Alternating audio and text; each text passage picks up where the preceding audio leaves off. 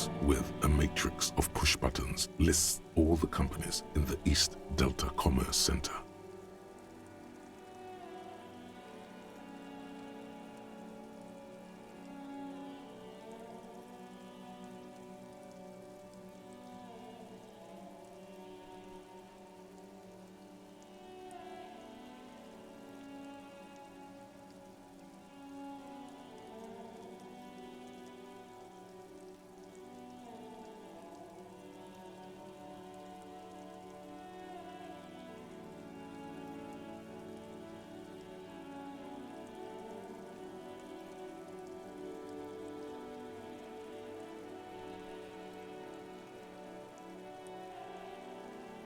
An off-key melody starts playing after you ring the doorbell.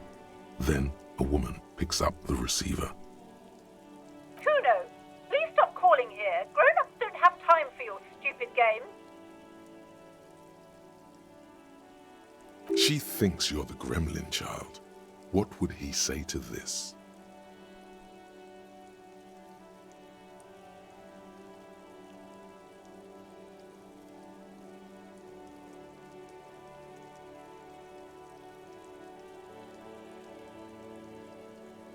Oh, I'm sorry, officer. I thought you were...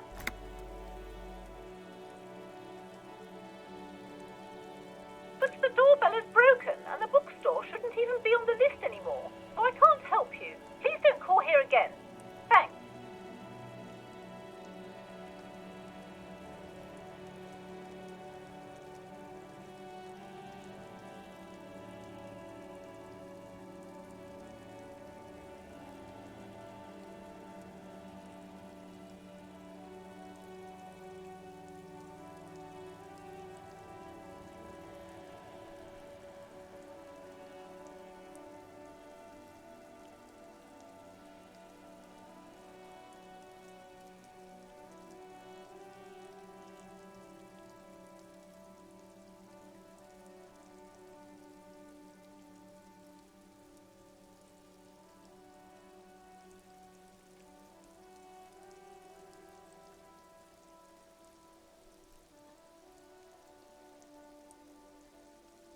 A single beep indicates that the line has gone dead.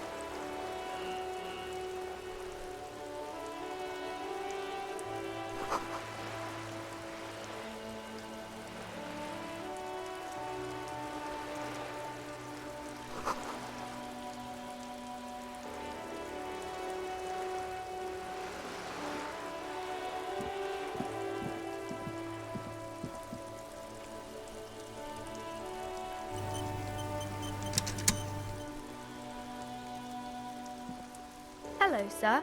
Step right in. The store is open.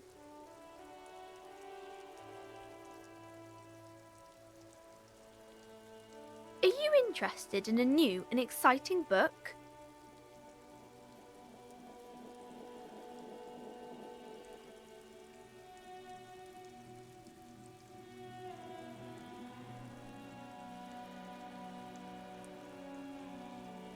a bookstore, sir. We sell books, postcards, and some board games. It's called Crime, Romance, and Biographies of Famous People. Books? Postcards? Easy. Even a kid would know all of this.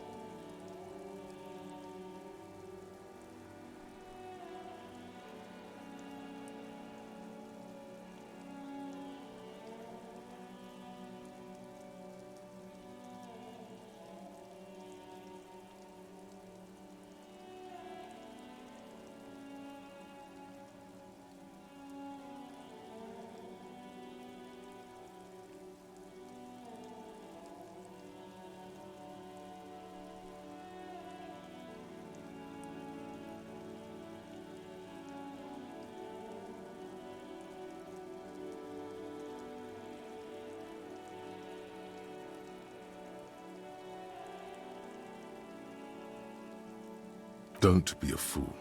As an expert, it's your duty to tell what you know to everyone.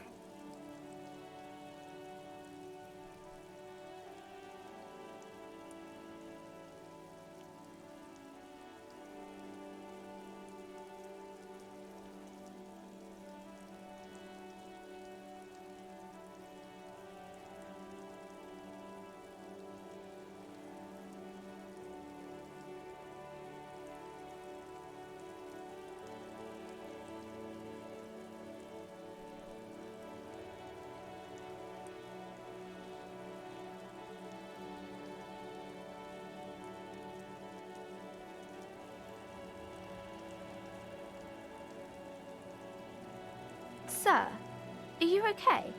You've been standing here silently for a while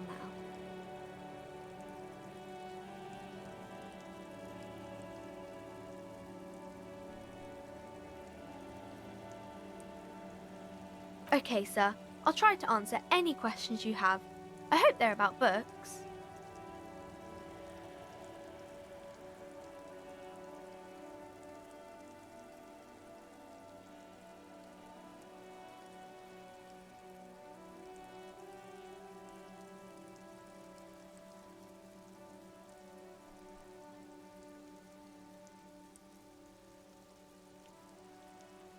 My name is Annette, sir. My mum, her name is Plaisance. She owns the store. She's inside minding the register or organising the stock.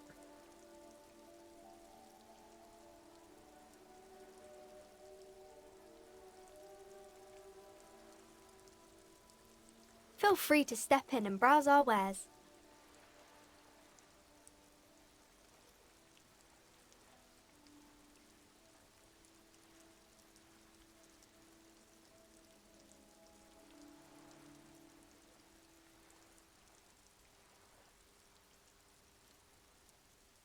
I'm signalling that the store is open. Otherwise, people might not know. They'd miss out on the crime, romance, and biographies of famous people.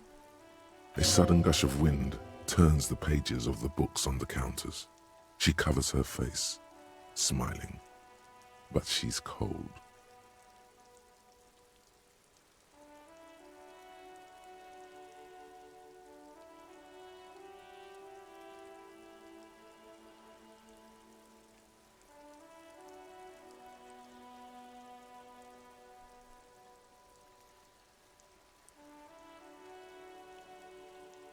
Kind of you to offer, sir.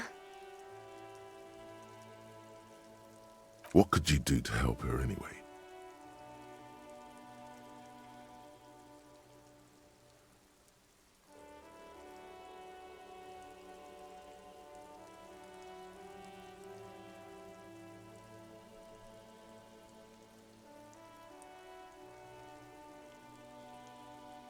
Oh, no, sir. I'm happy to help Mum by luring in customers. Besides, I have some hot juice in my vacuum bottle to keep warm.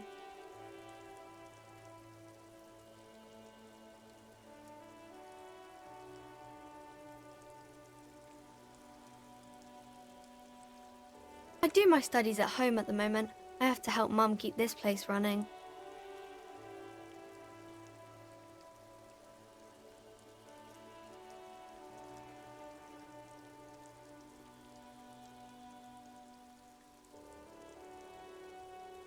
Mum says it's necessary to do both because it builds character. Mum says a proper worker is dutiful. That's how you get ahead in life. You succeed. There is stress and unease behind these words. She's reciting etiquette. Mum says it's peachy. She was a little afraid at first. There's talk about this house being cursed. Behind her, the window has been boarded up.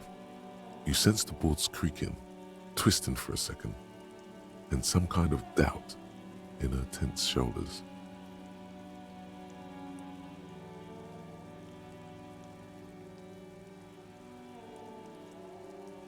Cursed in the way that makes them say that no business has ever really thrived here, sir. That they all go...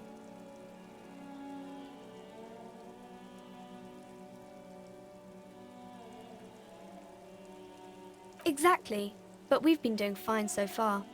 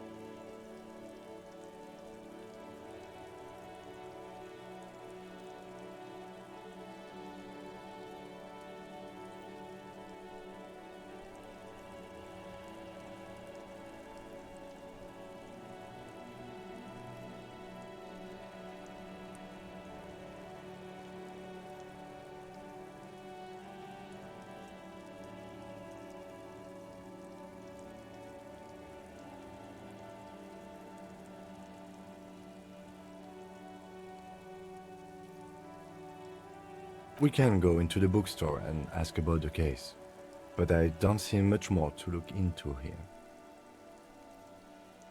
Yes! Please do also look at our wares inside. The postcards and board games are there, sir.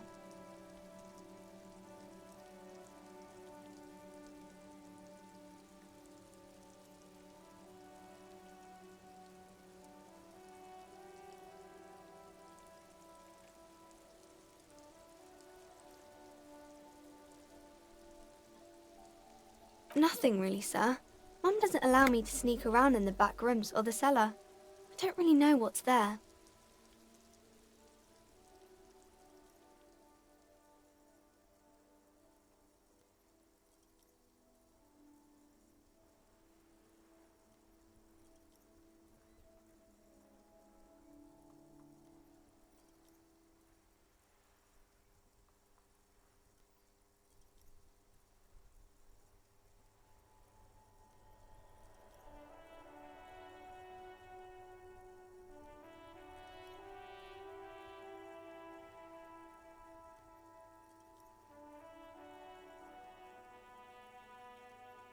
It does not manifest itself in any way. It does not exist.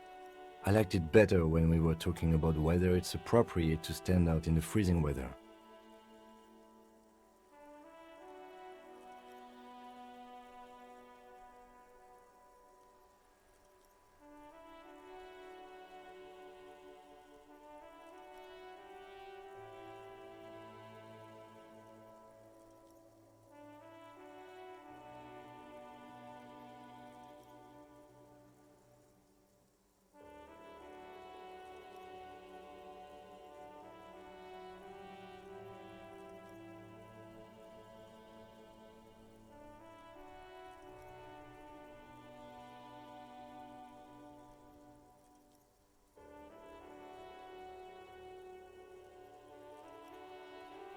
No such thing.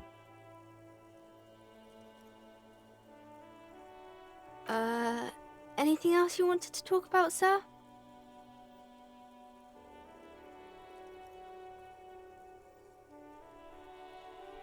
Maybe I can tell you about some of our books instead. Crime fiction is about murders or burglaries or things like that, and the work of a policeman or a private detective who's trying to solve a crime and catch the criminals.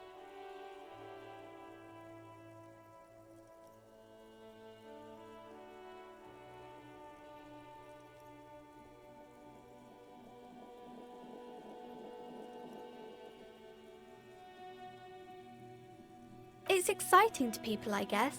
They get to imagine dangerous things, and it's kind of like a puzzle, where you can guess who the criminal is, or how the good guys are going to catch him. You don't look much like a policeman.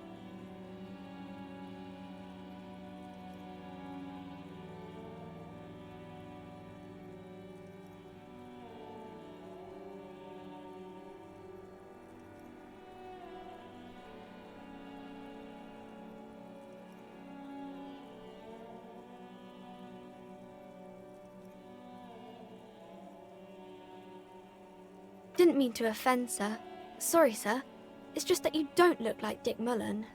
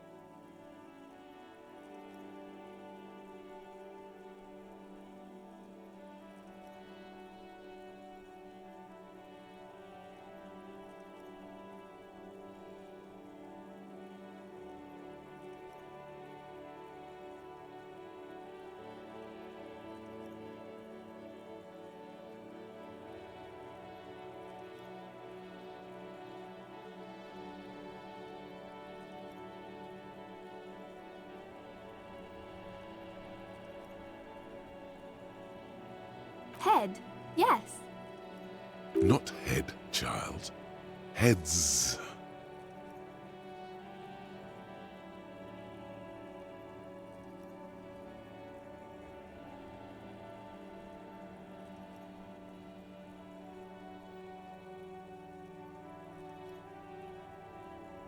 Isn't that very dangerous?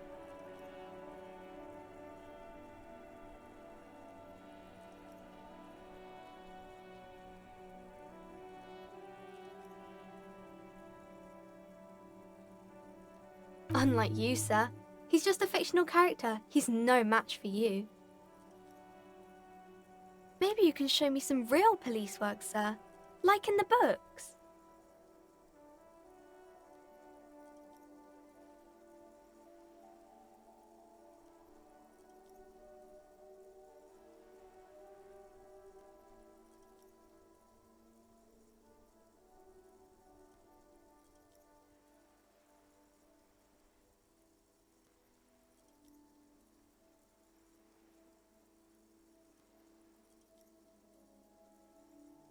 It's the type of book where there's a rich lady and she has to choose between the good man and the bad man. Or there could be a story about a poor lady getting a rich man. It's about man and lady business, sir.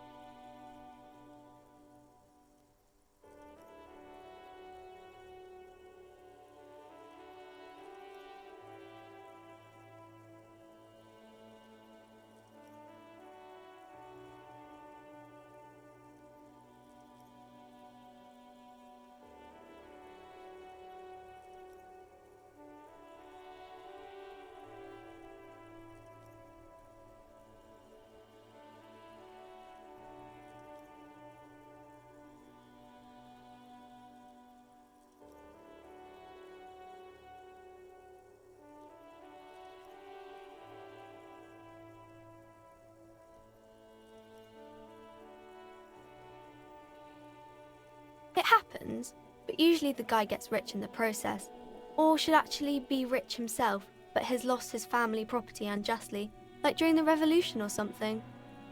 Those are unhappy books for most of the pages. People sad about what they have lost, but then it all turns out just fine in the end.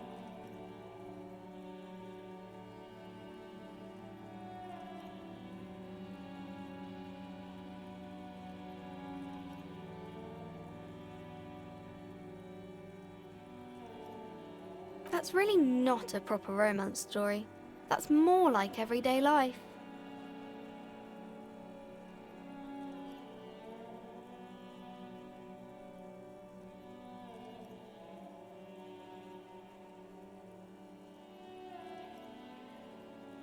Not in romance books, sir.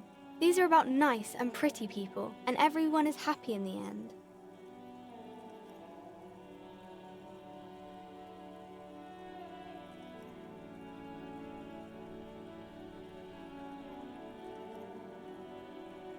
These are not very common.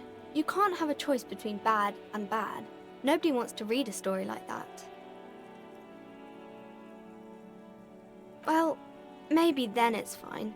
Maybe if the lady then decides not to pick either, because she doesn't need a bad man. Yes, that would be interesting.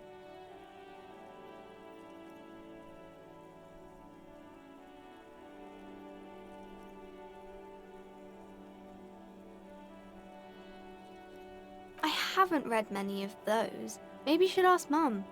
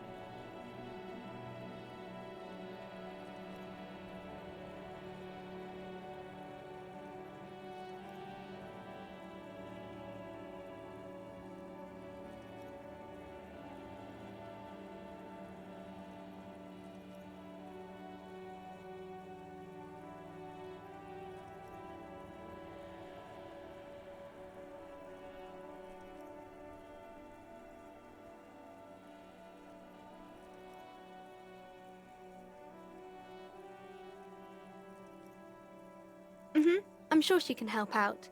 Anything else you're curious about? Maybe some about other books?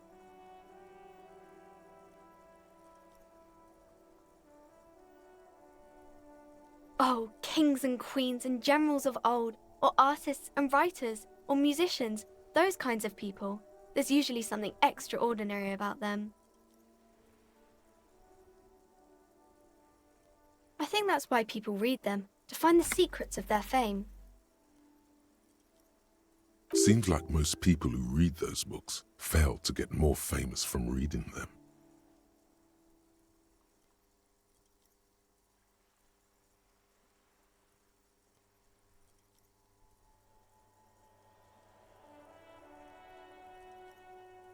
But it does make the famous people more famous.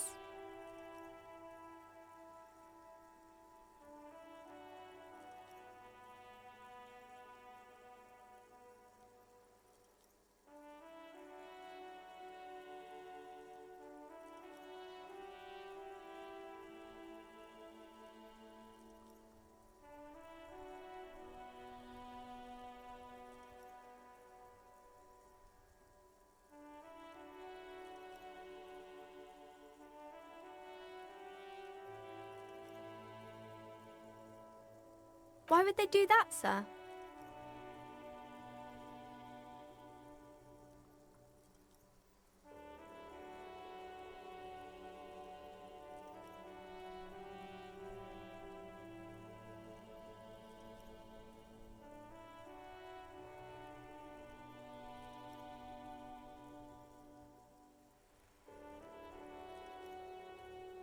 That's so cool. Maybe they'll make you a book cover picture and everything. Standing over a dead body, holding a gun.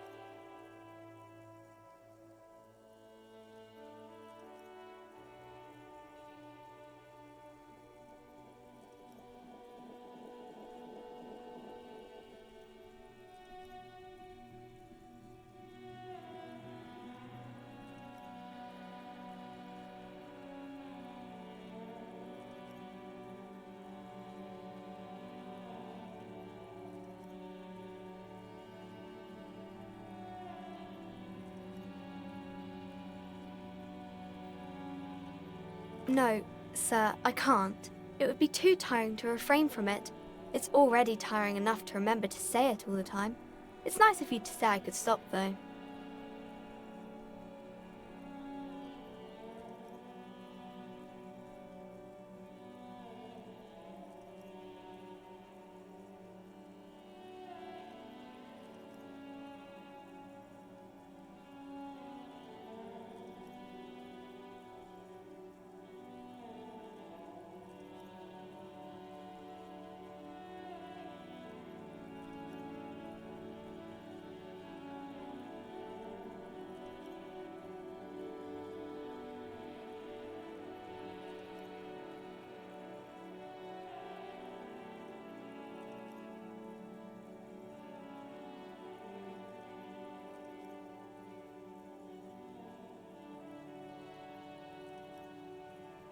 That's a friendly enough face, most of the time.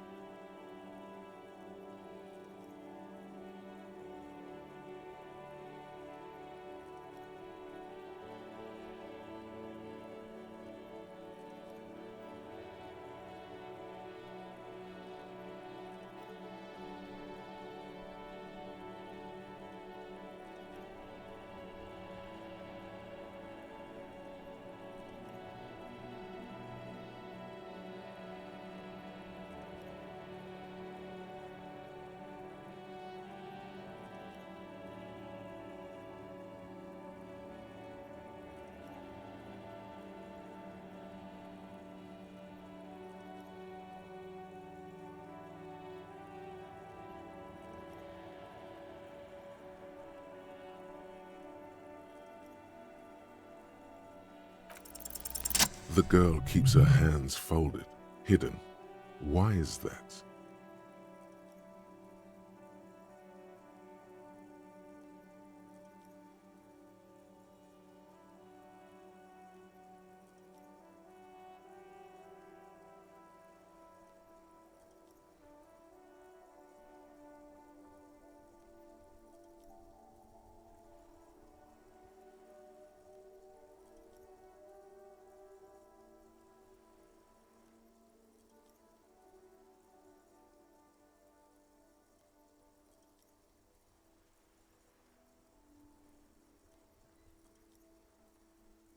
What do you mean, sir?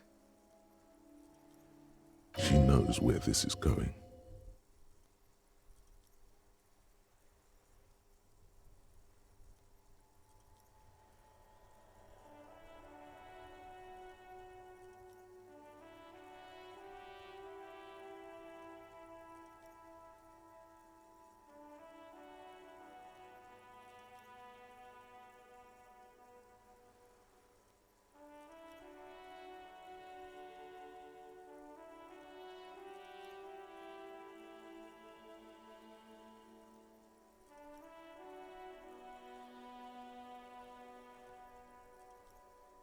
She looks around anxiously. Her hands remain folded in front of her. She doesn't want to show them. The lieutenant stands by, looking at the two of you with little interest. A facade of true professionalism. He is far more intrigued by the situation than his poise reveals.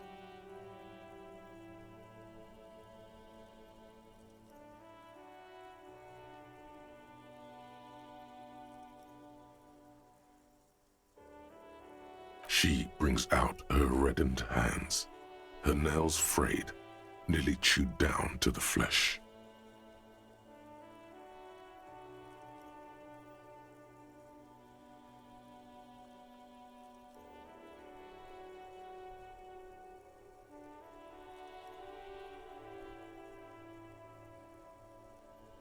And you knew this from me keeping my hands folded?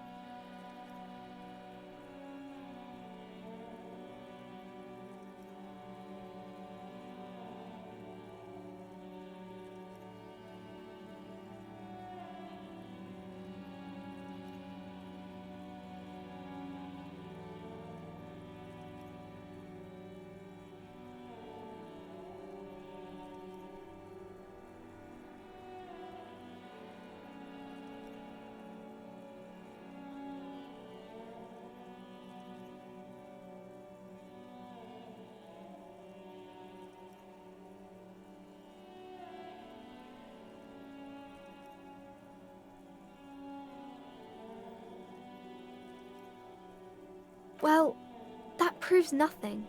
Anyone could do an easy deduction like that.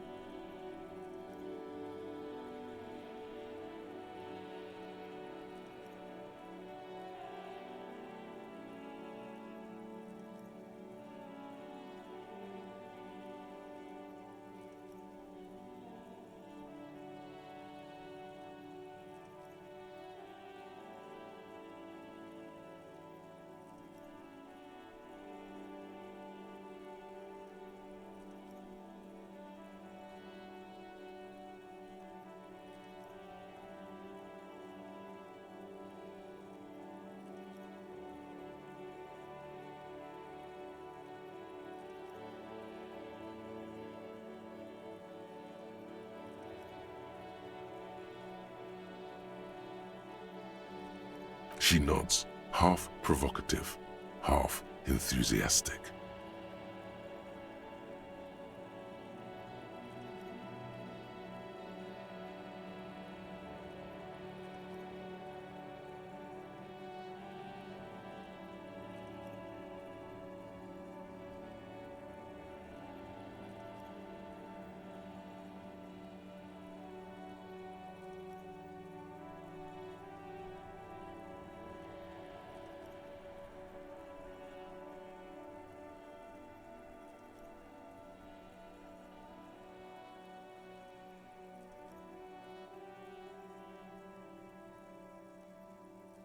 Maybe so, sir.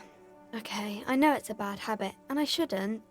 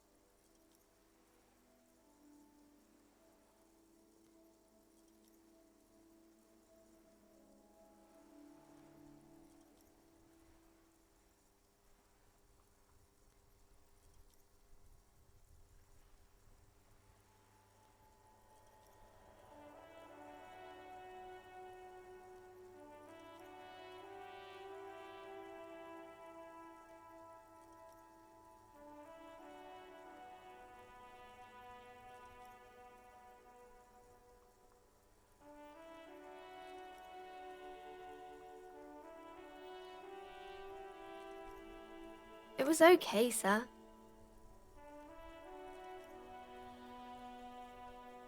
There's more that can be achieved here. Ask her to do the same.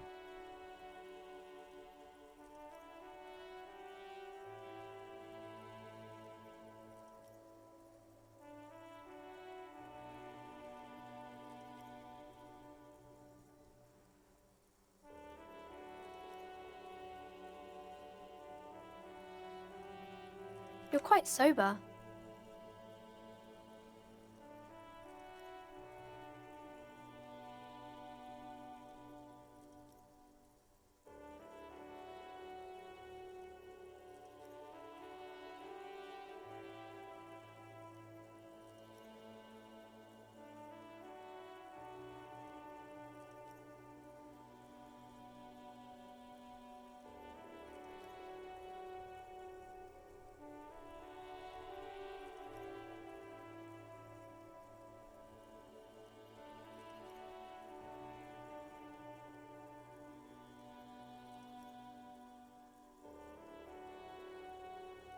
The lieutenant does not flinch at the comment. He does not flinch even a single bit. He is intensely not flinching. It takes effort.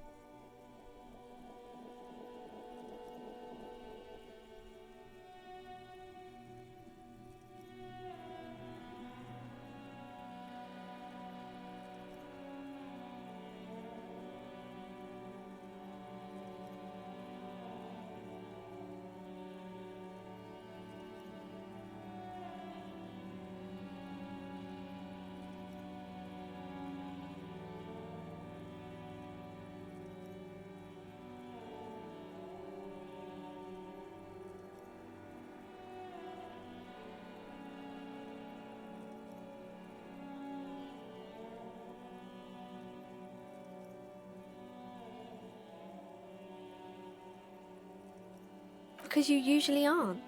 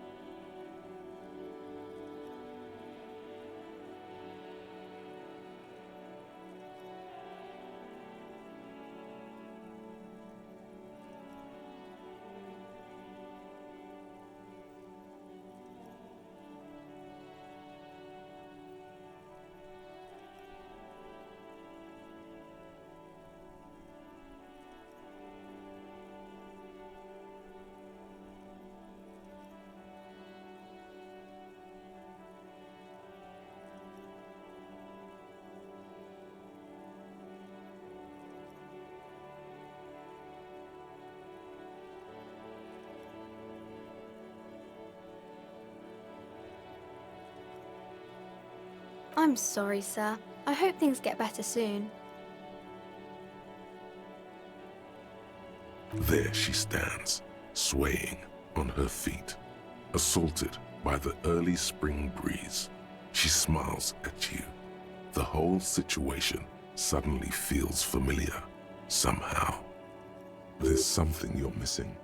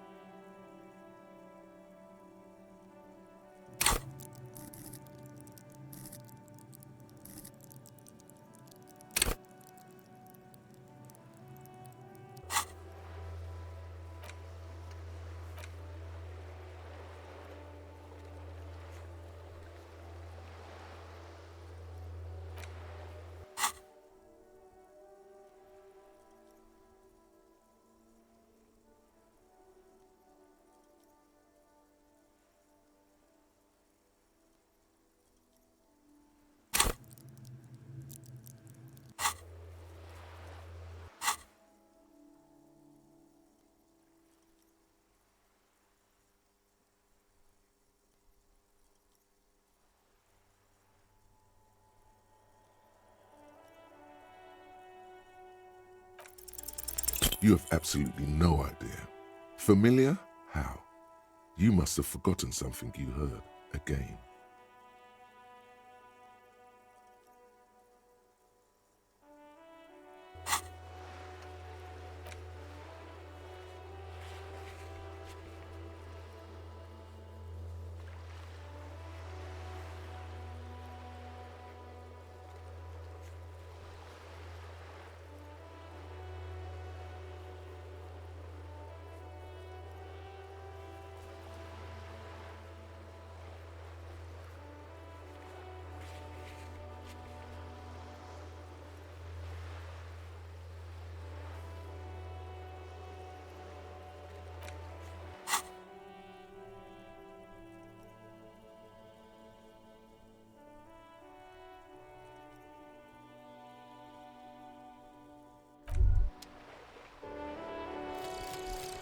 Lonesome, long way home.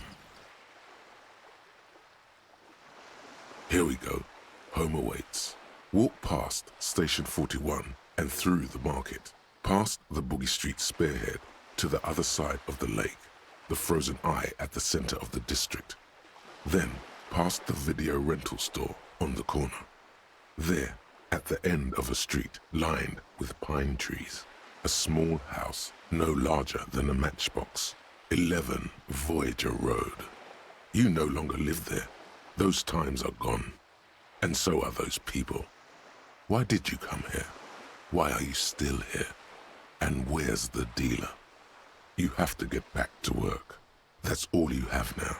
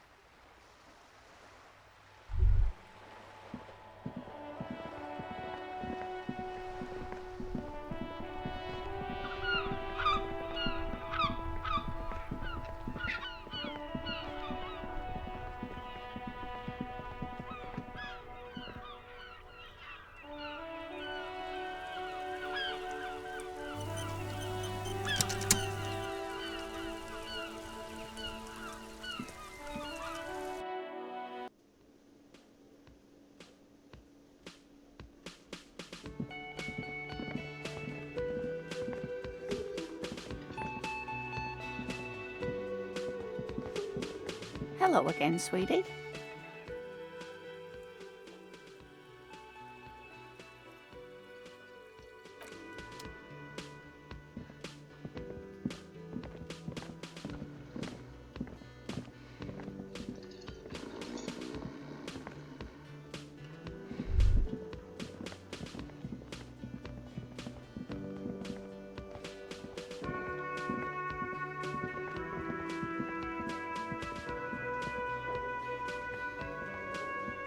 Can I help you? Another thing. Great. I love those. Yes?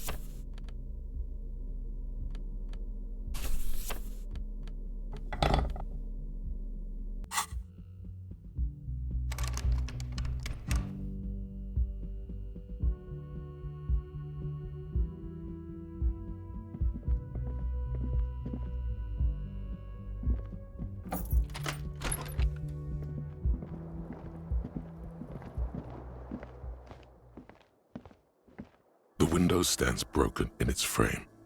Cold wind blows in. The morning light hurts your eyes. It's hazy, but you see the ocean and some war-torn buildings.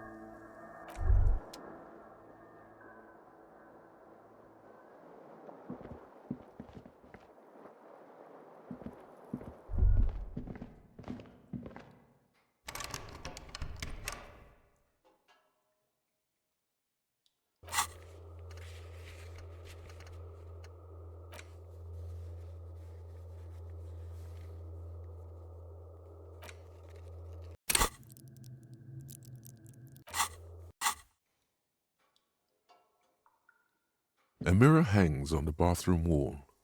In it, your face, adorned with the expression.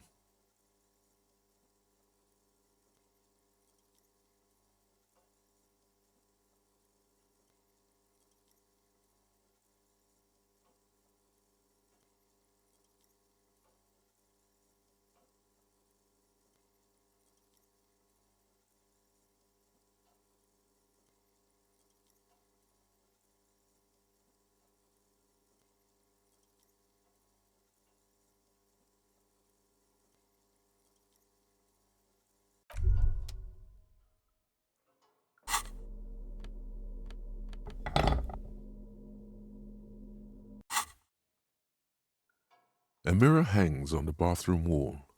In it, your face, adorned with the expression.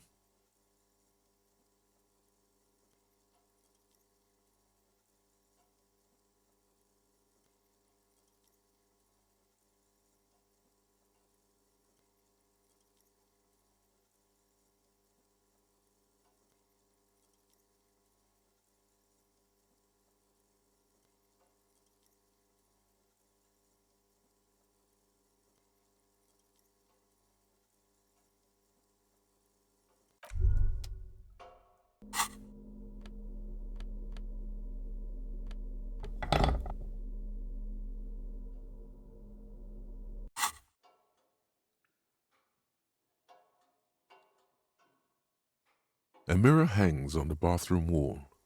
In it, your face, adorned with the expression.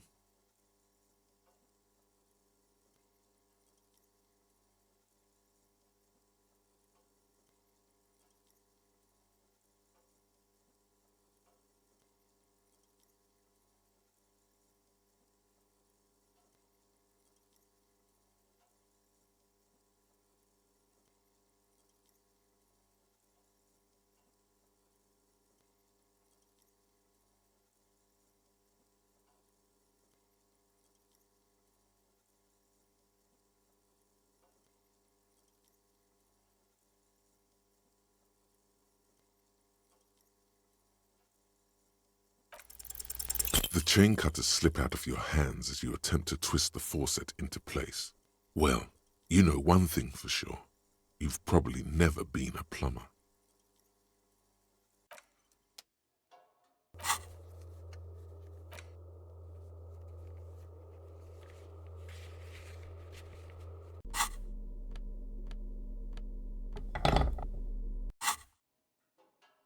A mirror hangs on the bathroom wall. In it, your face, adorned with the expression.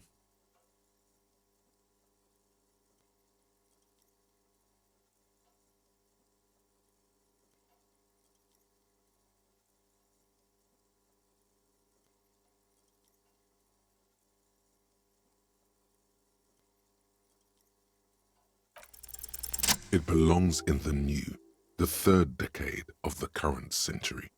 Enough time had passed from the failure of the revolution that, for a fleeting moment, free market economy seemed like the ultimate, uncontested way of life for our species.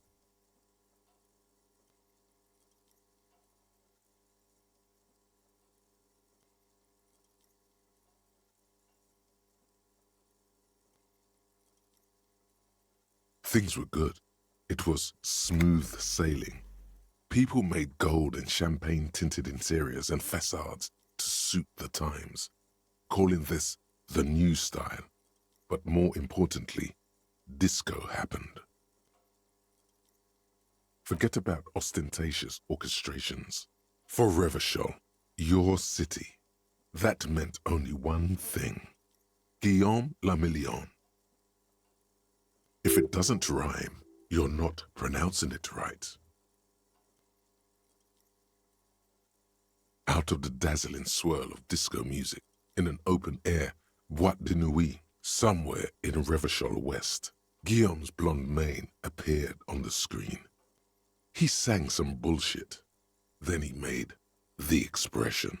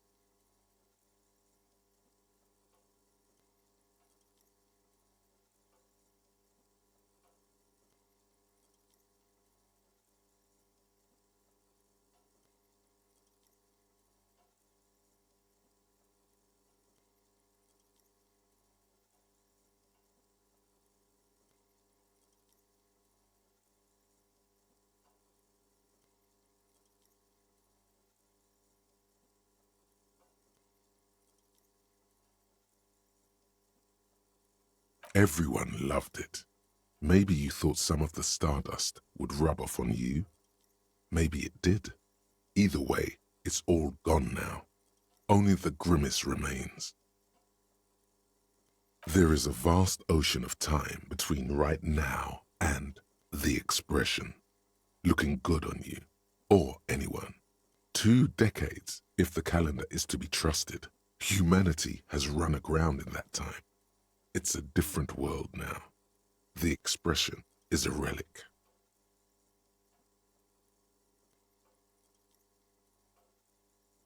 You have some understanding of the near history of disco, plus the trivia you've picked up along the way. Episodic memory, however, remains in the dark. It may never return. You should prepare yourself for that.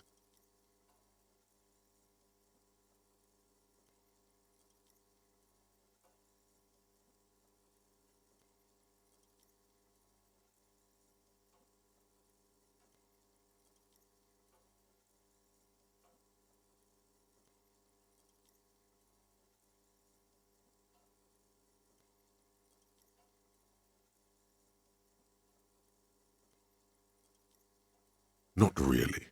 Oh must have just stirred your mind. They're more like a disco rock band anyway.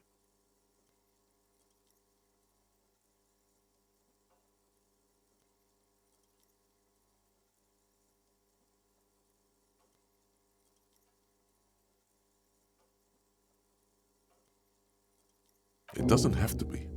You can swoon over Guillaume and his champagne-corked smile whenever you want to. Maybe some of the stardust will return.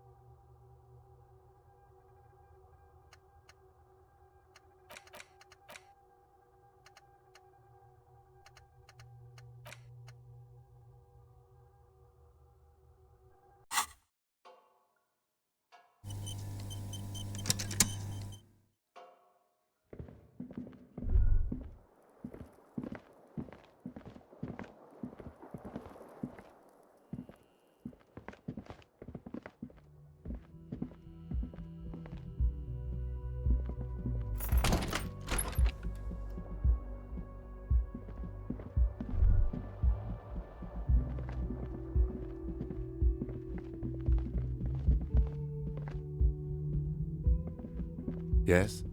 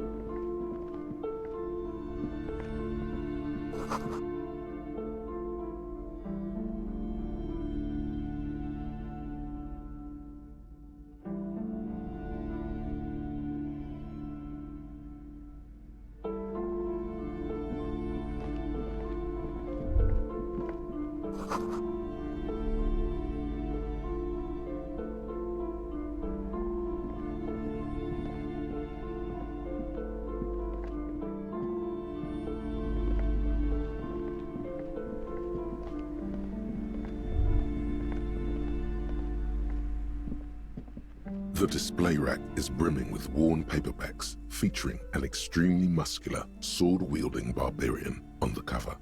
Nearly all the titles contain the word Hyundai somewhere.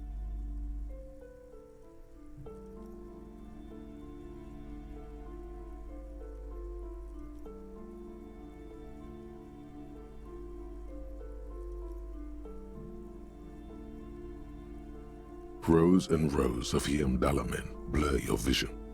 You make out some titles. Man from Hyundai and the Mammoth Riders. Man from Hyundai, Return to Hyundai.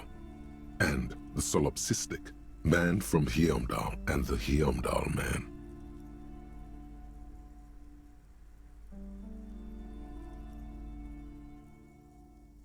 Maybe 100.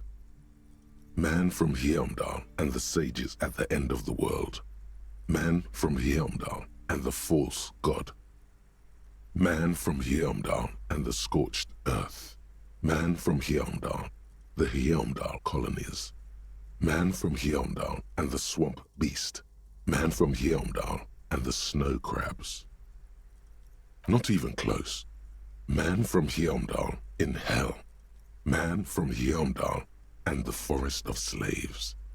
Man from Hyundai under the lake. Man from Hyundai, Hyundai burning. There's even The Trial of Death, a pastoral combat game book set in the world of Hyundai Man, and so much more.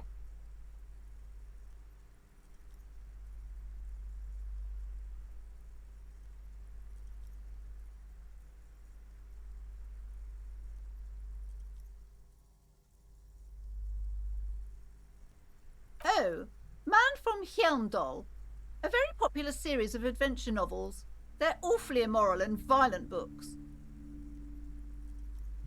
Blood and violence, scantily clad women, epic narratives, all those mystical things he encounters. They're bound to grab those with little imagination and nothing to do.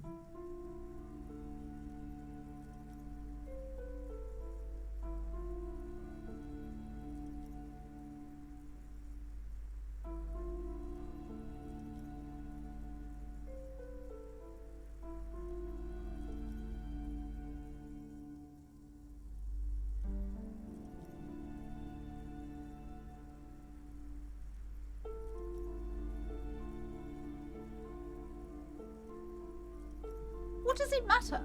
They're all the same. However, the customer is always right, they say. If you're a novice of the series, I'd recommend Hyundai Man, the Man from Hyundai. It's supposed to be a good introduction to the series.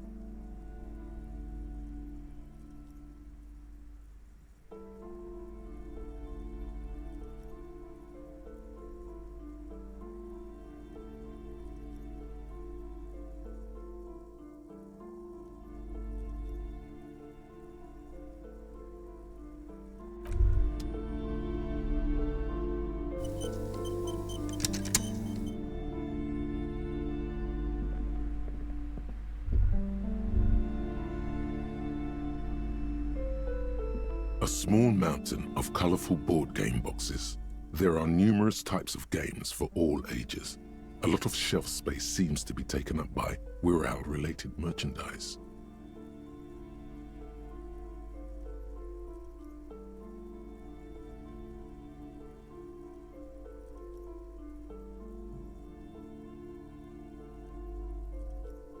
An endless variety of source books, lore books, and codices litter the table. The topmost book is titled Welkin Compendium, 2nd edition. There's also a large hardbound tome with intricate cover art, The Hunters of Katawak, Boreal Creature Compendium, and a Pick Your Path adventure game book titled Tales of Wirral, Cavern of Velkrag. Books in a board game section? Who wants to read books?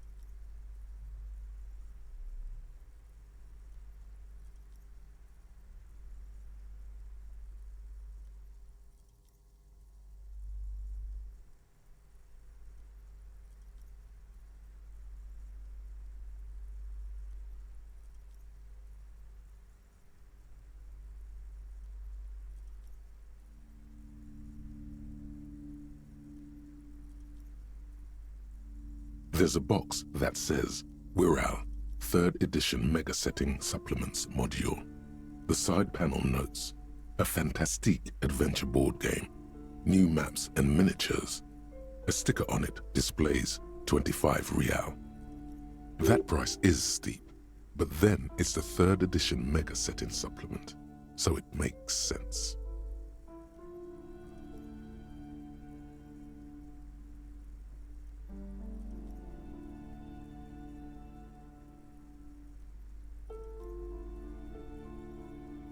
Wonderful board games, sir. The Viticulturist is a classic for sure, or perhaps you'd like Archipelagos of Insulinda, a very educational game for those interested in geography. Braubritter is a fun game of economic competition, but can get quite intense after a while. We have games for the whole family. You can play with your children. Who are you going to play board games with? Do you have friends or family?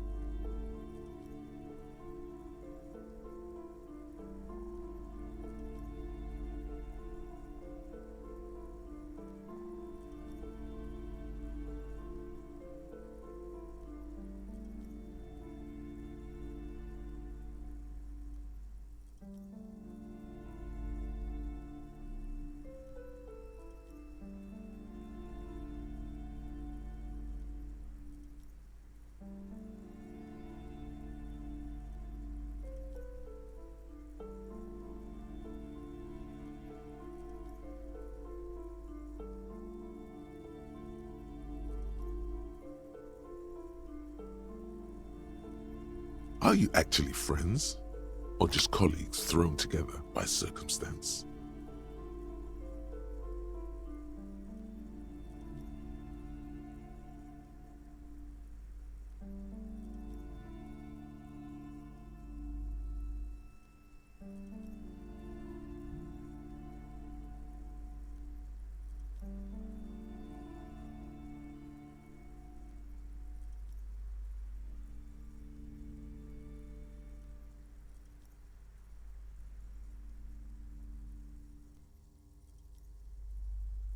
Friends are technically like family.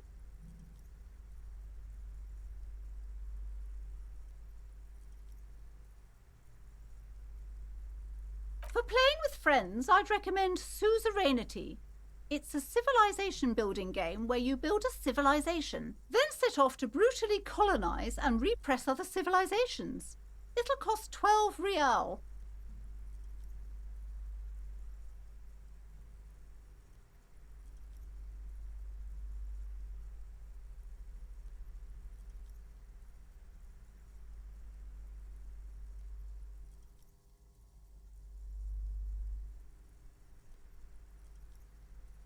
Lousy auras there. No, role-playing games are popular among those types. You know, who are into those kind of things. Personally, I don't like it. Not at all.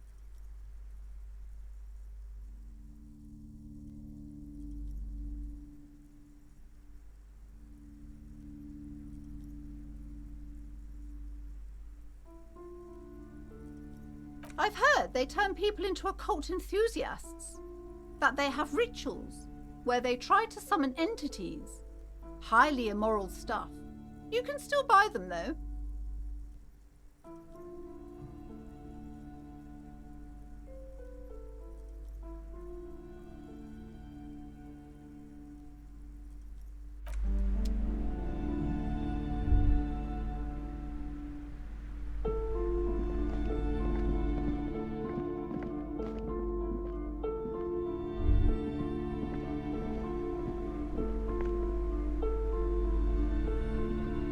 Yes?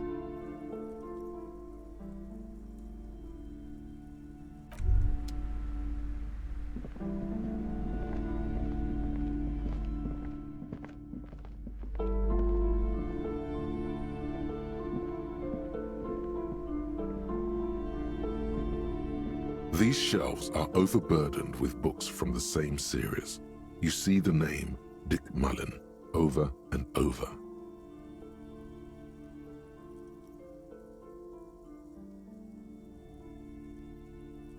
Crime fiction is a disgrace.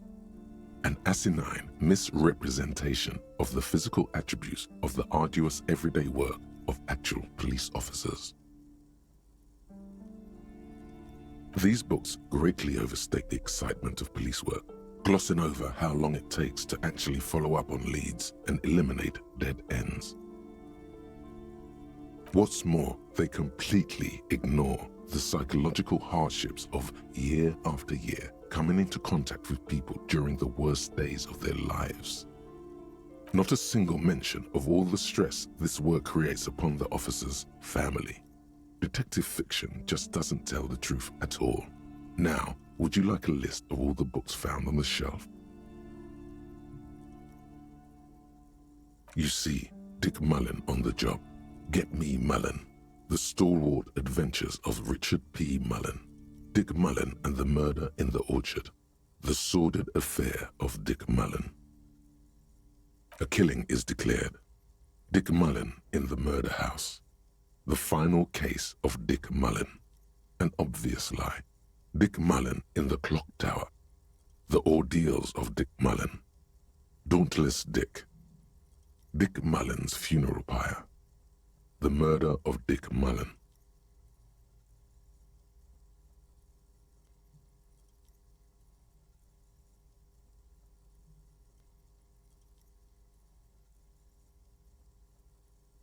Oh no, turns out he faked it to solve a case. Yes, there's also The Dame Who Did It. Farewell, My Mullen. Faking death seems to be a common trope in the Mullen series. The morbid tales of Dick Mullen. A dark tide turns. Tragedy calls for Dick Mullen. Another one with fake death. And, of course, Dick Mullen, the murderer. In order to catch a murderer, Dick Mullen must become the murderer.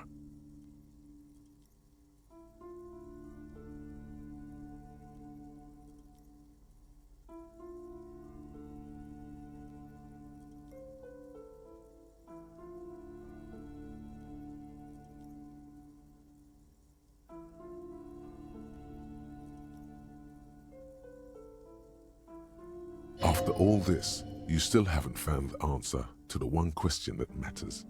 Who is Dick Mullen?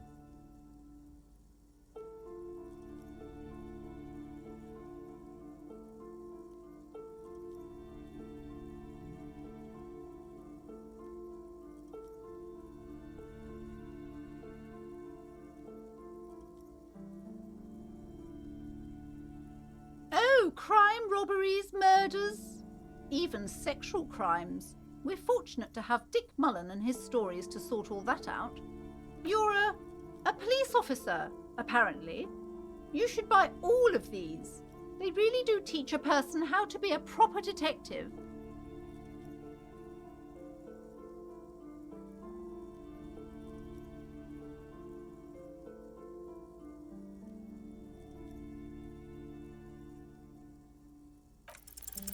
Your attempt to grasp at the answer fails.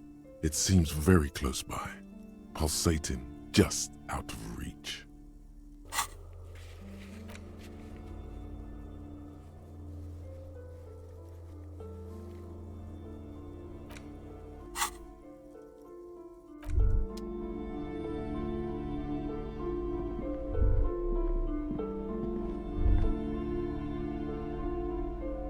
The plaque on the shelf reads, Biographies of Famous People. You see a large variety of names, none of which ring a bell. Browsing through all the books with all their names makes your head spin. None of these seem important or relevant. It's all just vapid egoism. Suddenly, a particularly odd title catches your eye. It reads, High Speed Love, the tragic true love story of Jacob Irv and Alfie Delatraz. But High Speed Love chronicles the romance between two of the finest tip-top tourney racers in history. One of them is the madcap driver, Jacob Irv. His blonde mane graces the cover. Next to Irv's life story, you see a slim biography of an Occidental rock star called The Anti-Star. He's famous for shooting morphine into one of his eyeballs and cocaine into the other. Next to that, Revacholian radio personality Guillaume Bevy stands in front of a rundown drug den.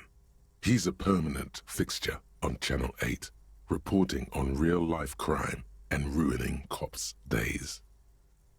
I really must insist you buy one of the books. Reading them is not for free. Do still browse, though, but not too long.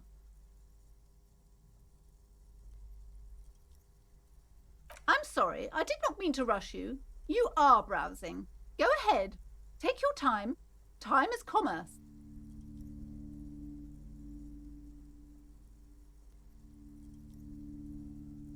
I would say... The Greatest Innocence. Yes, most certainly. It's an important educational tool delving into the depths of history, religion, and their relation to innocentic power.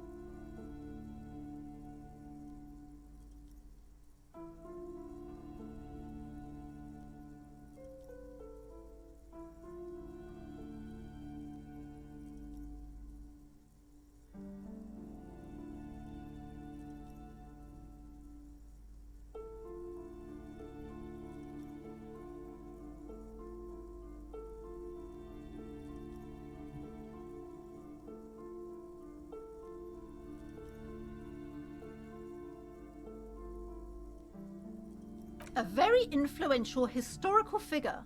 But surely I don't have to tell you that. You're a law officer, and law officers have at least some education. The book is also very daring. The author aims to re-examine the universal understandings of the innocentic system, creating a fresh vantage point and a shift in the tired order of things.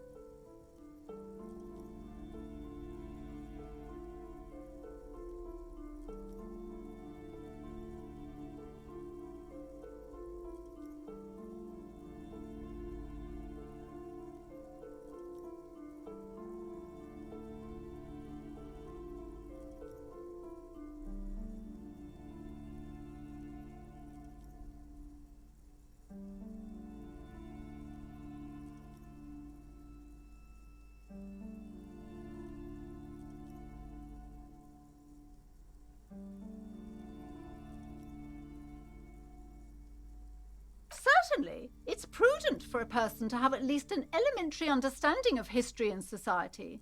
Imagine the chaos we'd be in otherwise. You feel like you should get this one.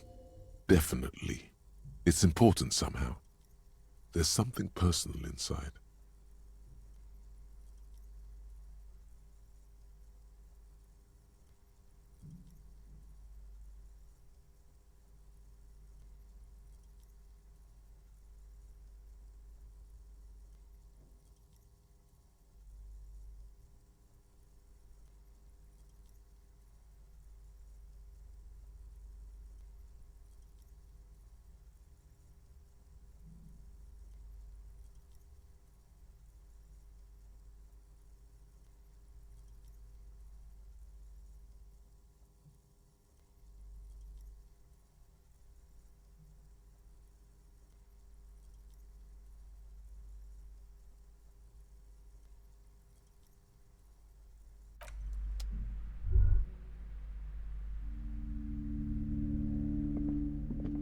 Several maps have been attached to a bulletin board hidden inside the alcove. They're held up by small pins. The board has come loose from one corner. The maps look old and faded. Your eye catches a map of Insulinda, a map of Revachol, and a map of Martinaise. This large map displays archipelagos. You see a constellation of small dots on the light blue emptiness of the Insulindic Ocean. The largest in the northeast is La Caillou. You are here. Another, far away in the southwest, Seminese Islands, Ile de Fantôme.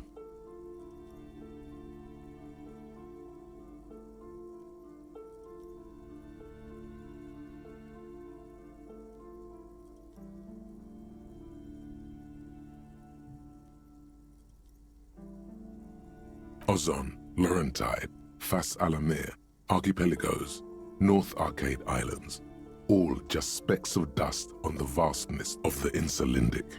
On the edges of the map, the color fades into a blur of dotted lines, black and white.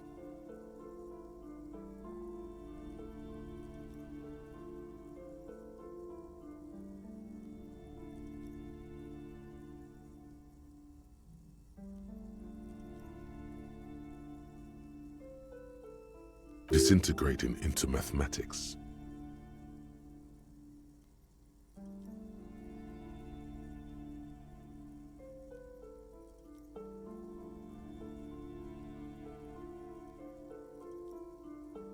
In the northeast, a dust mite stands on the north coast of Caillou in a bookstore. It's you.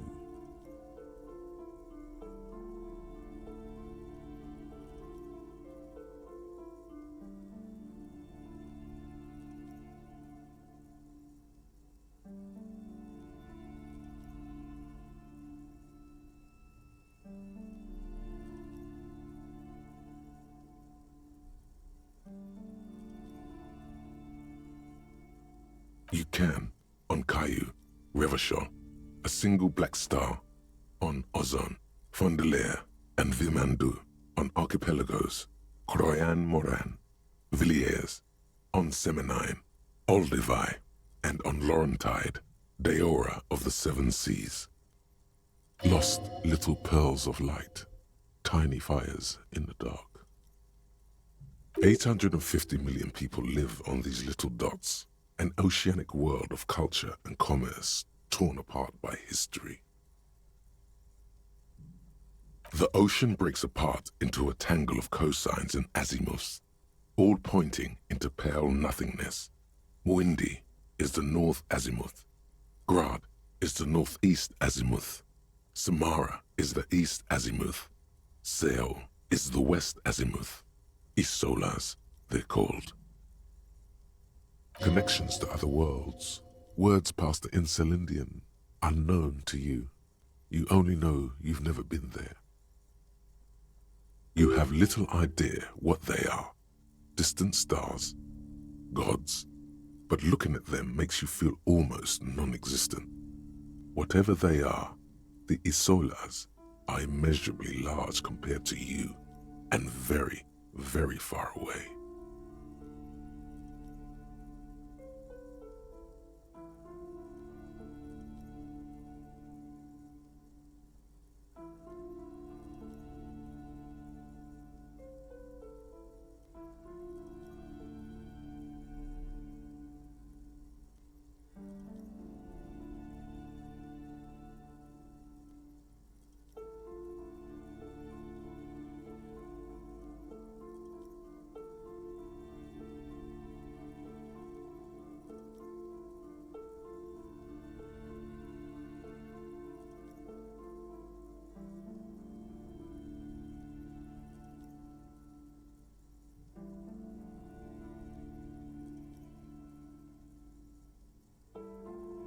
Perhaps they are gods, gods of distance and outer dust.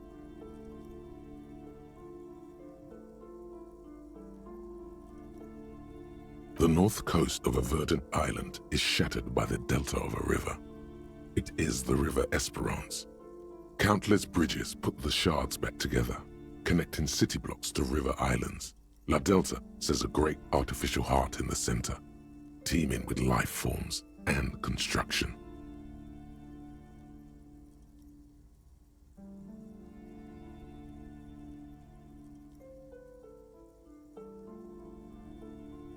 To the east, rolling hillsides, Le Jardin, Stella Marie, the suburbs of Saint-Baptiste, swallowed up into the megacity.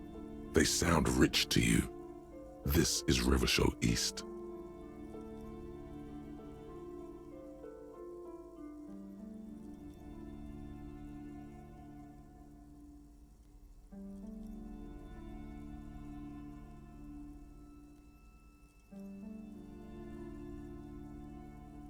Hudon, it's somewhere to live. Not bad. Then there's Jamrock. It's bad. People shouldn't live there. but they do. Then Forberg. It's almost as bad, and much larger. Then Coal City. It's the worst.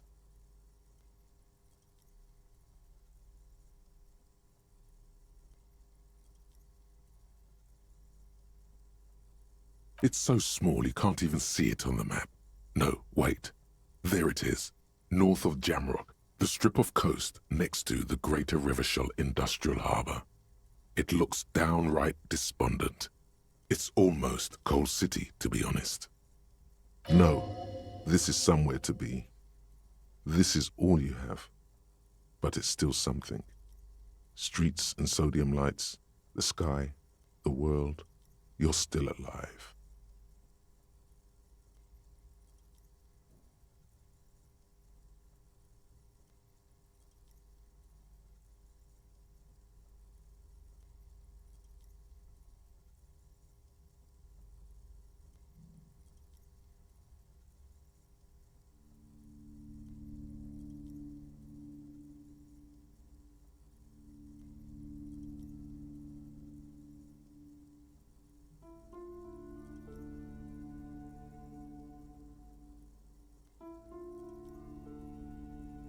It's not really a map. It's a tourist thing.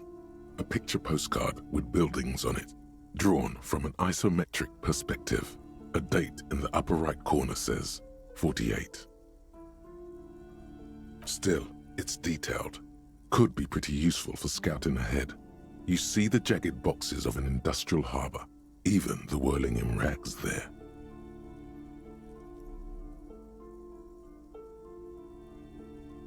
I'm sorry, officer. The map of Martinez is the only one available. The other two are not for sale anymore. And besides, you could scarcely afford them. They're quite valuable, though they might not look it. The map of Martinez is 90 cents, though.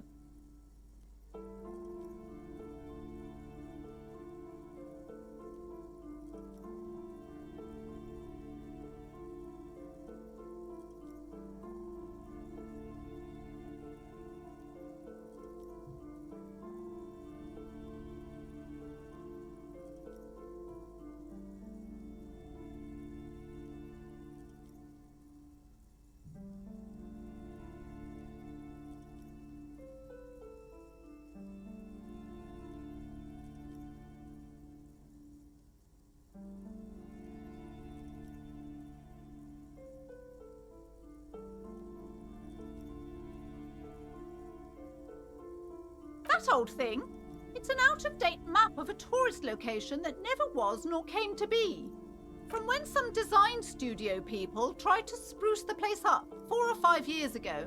They also renovated the horse statue, set up those coin-operated viewers, and designed the new street lamps. The place does not look like a successful tourist trap, does it?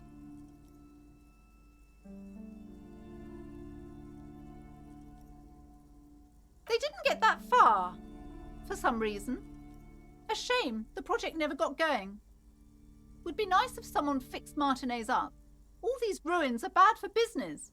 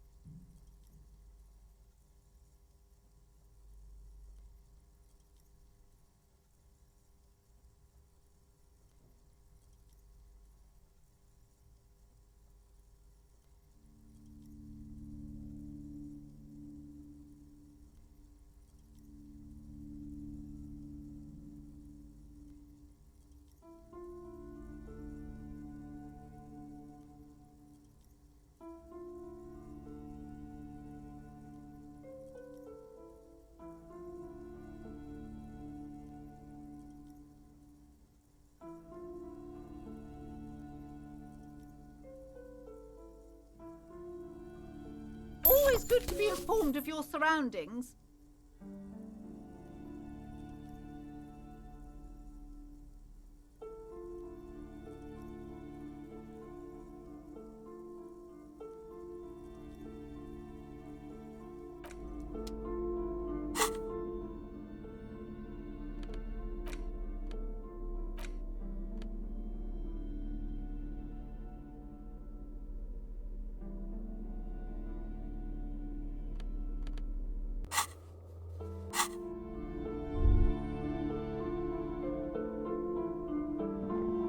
This bookstore is not strictly about crime, romance, and biographies of famous people.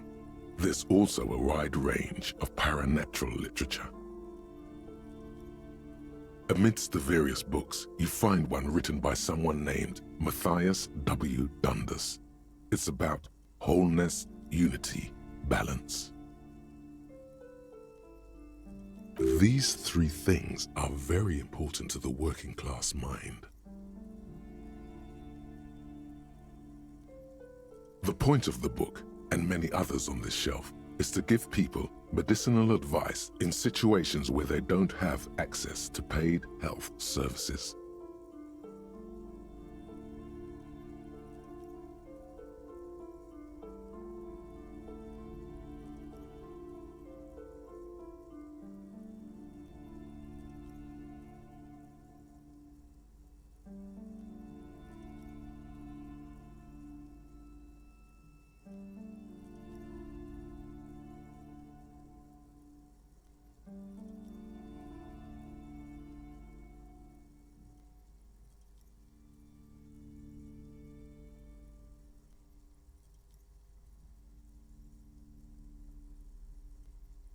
It serves platitudes, while also telling everyone that traditional medicine, the kind people don't have access to and which costs more than this book, is garbage and would only give you cancer anyway, without even curing your cold or anything.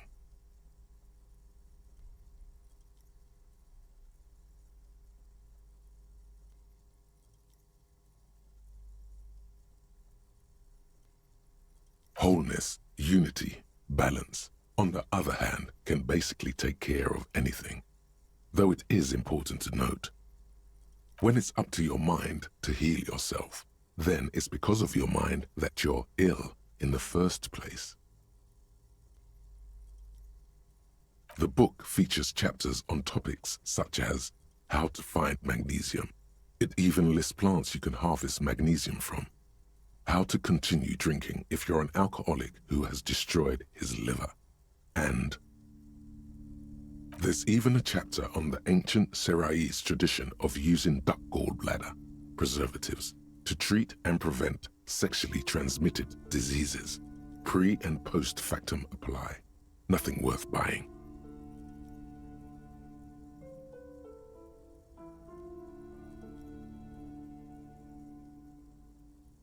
This is just mundane garbage. What's even paranatural about this?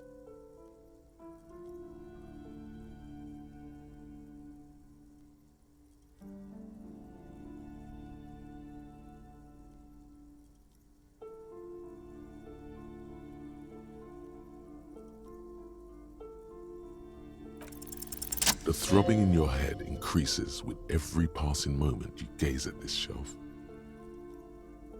Suddenly, as if out of nowhere, a small green book becomes apparent. The title of it reads, Medicinal Purposes of the Pearl.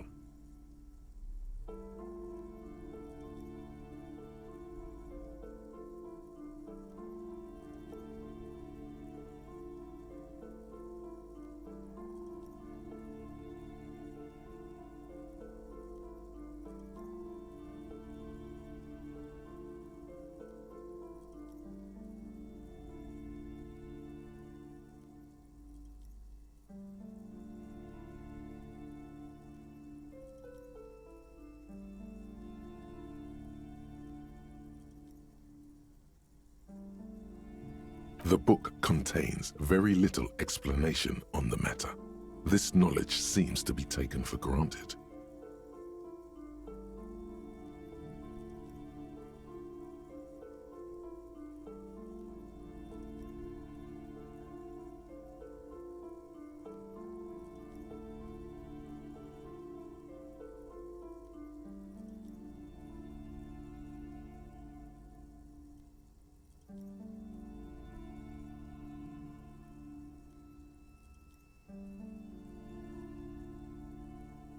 The book contains descriptions of various pseudoscientific therapies, alternative medicines, and folk remedies involving the Pale, also known as le territoire.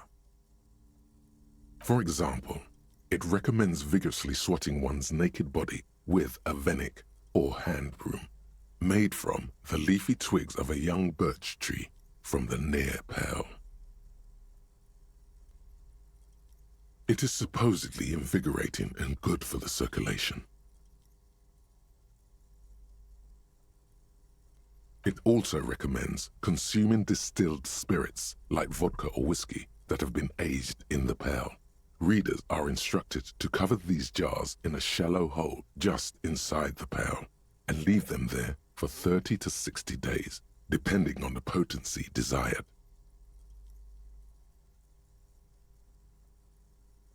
Among other benefits, it is alleged to restore a damaged liver to perfect health.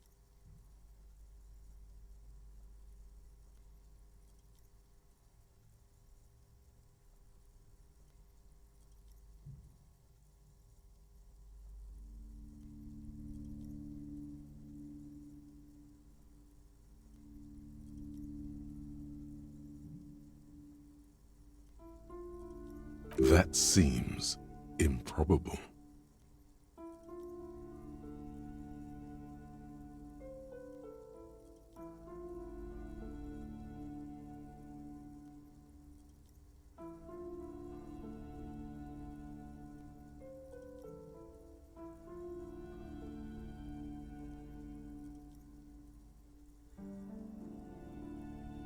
Is it any more improbable than anything else that human beings put their faith in?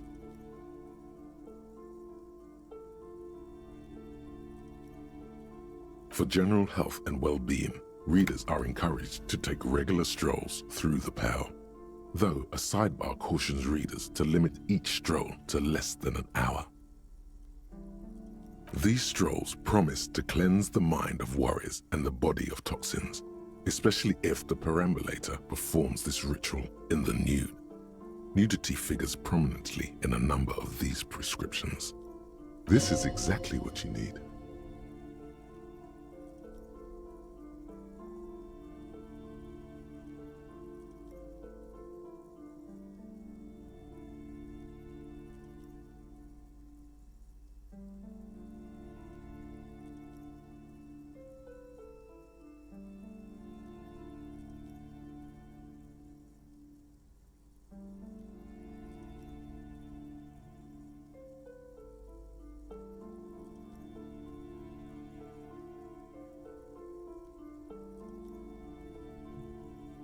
There's an entire section devoted to cures for men who are struggling to perform their marital obligations.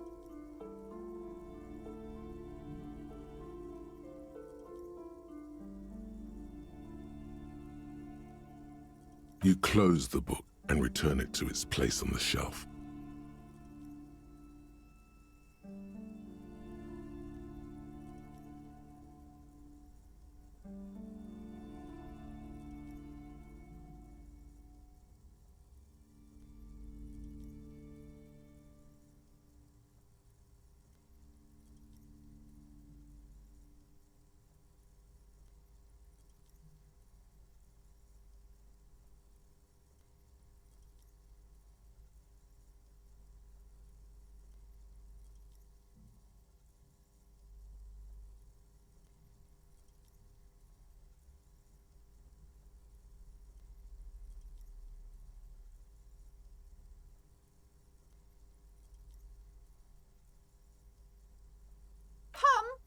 Sir, please, no browsing in that shelf. That wisdom is not for free. I can't have you end up, like, opening a police store next door and stealing my customers. Oh, no.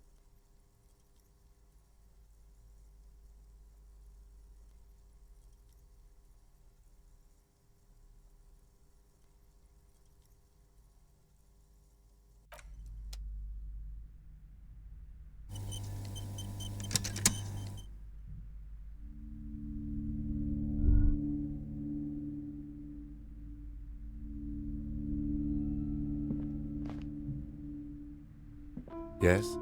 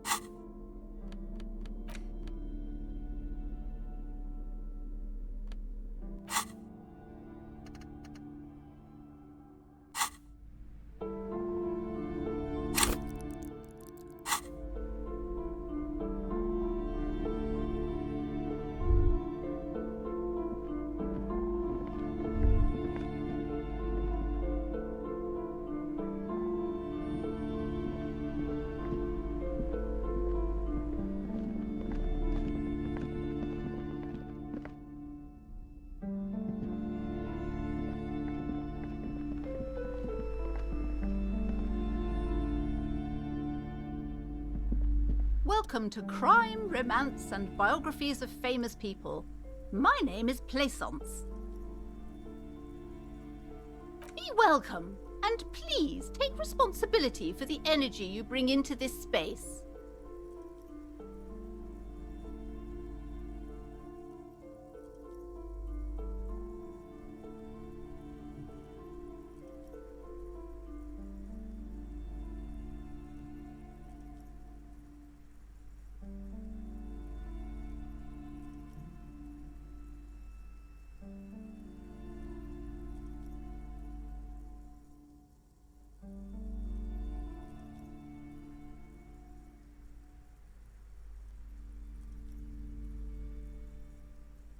I am the proudest owner of our little shop of culture.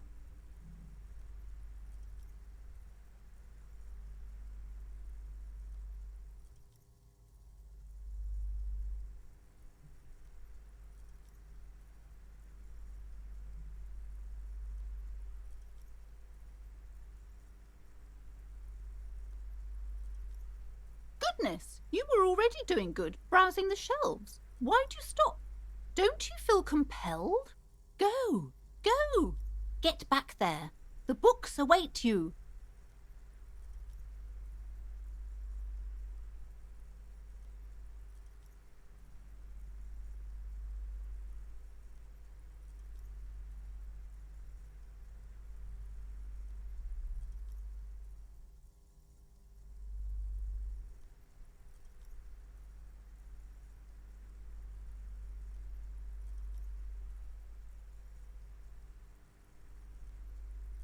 Everything is on the shelves. Take a look yourself.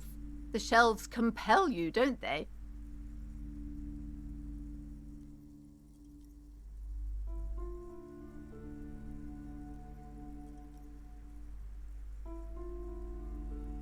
She smiles and nods, seemingly relieved.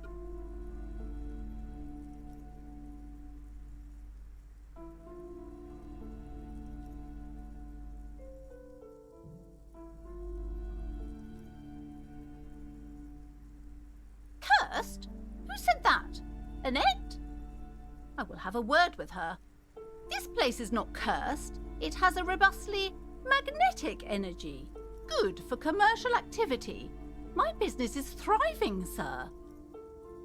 What in God's name is she talking about?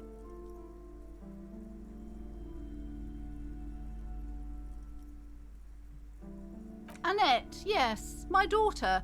I hope she wasn't slacking off again with her nose in science fiction. Tell me, was she at her post doing her job like a proper girl?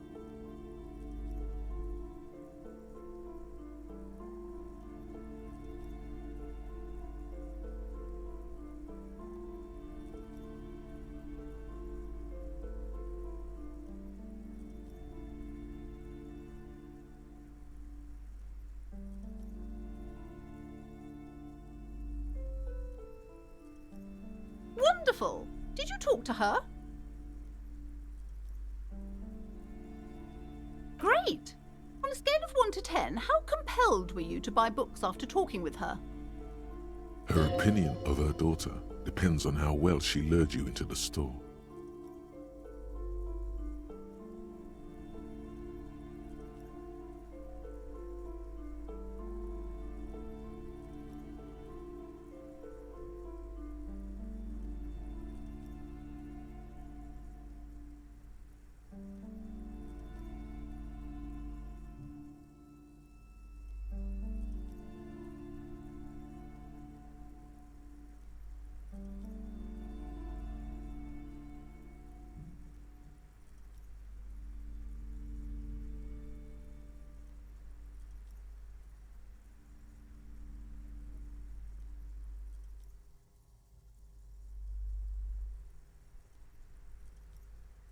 My precious, her dedication brings joy to my heart. If you have children, I hope they turn out as great as Mayonette.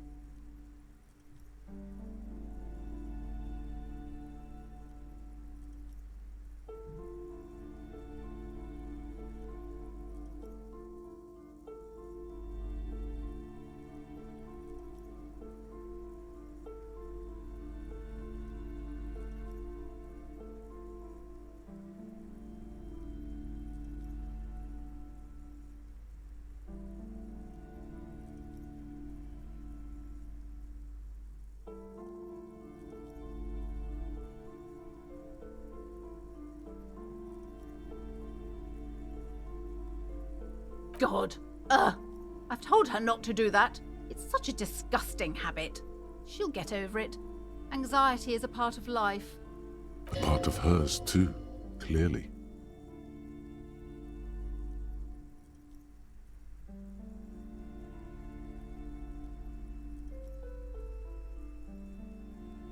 She can, if she has enough willpower. This is what's called growing pains. Life isn't easy. Life doesn't give breaks. Come on, ma'am. It's obvious she can't do anything about it. You are placing an unnecessary burden on a young child.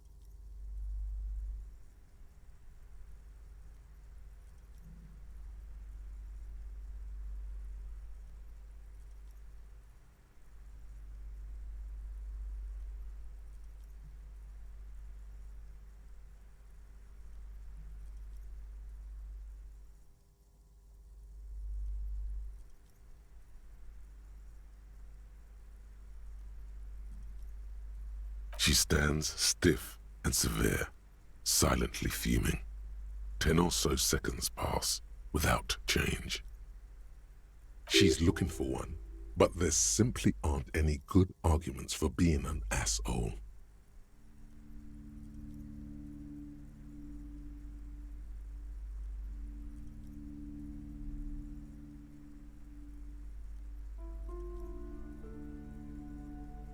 Oh no.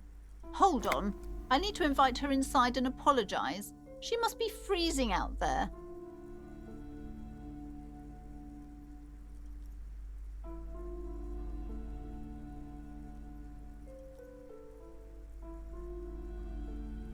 There.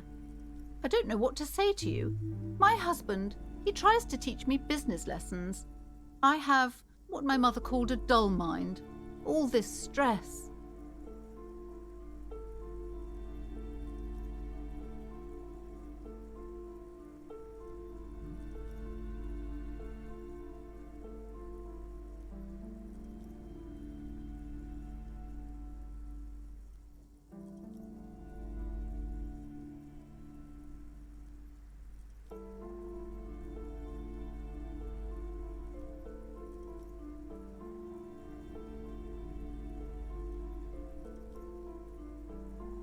It sounds like both the husband and the mother treat her the way she treats Annette.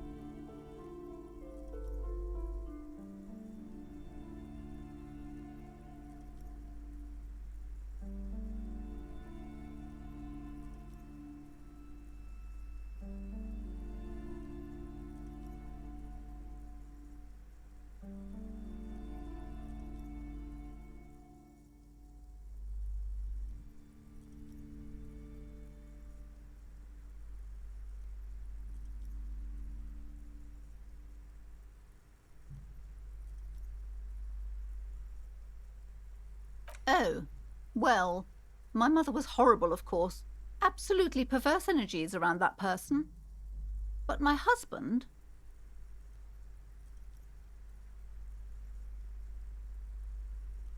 My husband is completely different, of course.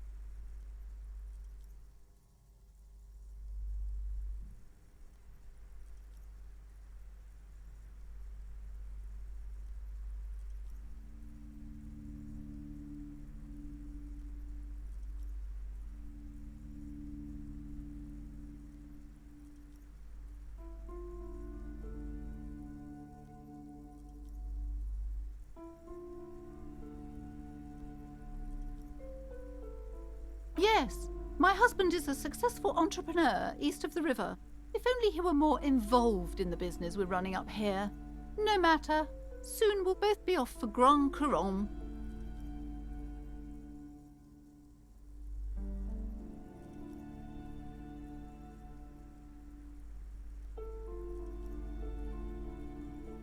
It's a proper place to live.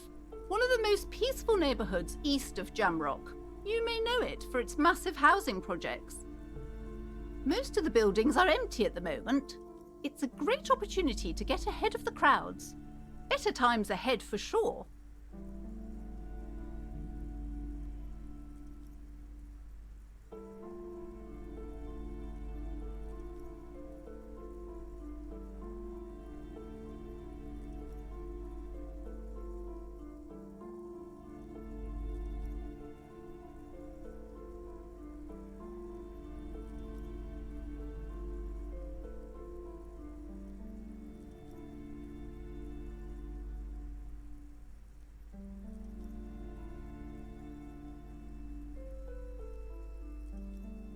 made the initial investment. Since then, he's been what you might call a silent partner. Super silent, almost inaudibly so.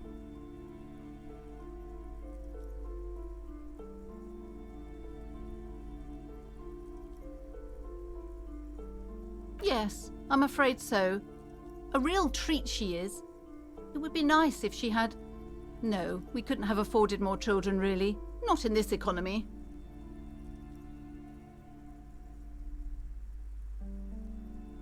A glimmer of sadness blinks through the well-crafted exterior.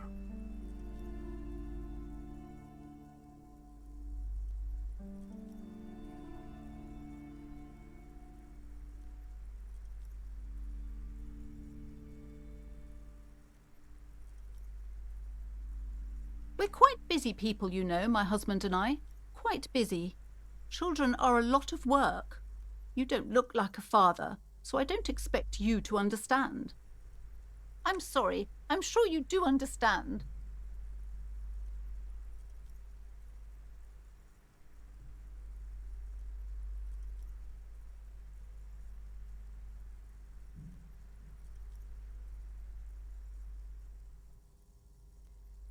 She's been too busy helping me here, so she studied at home this trimester.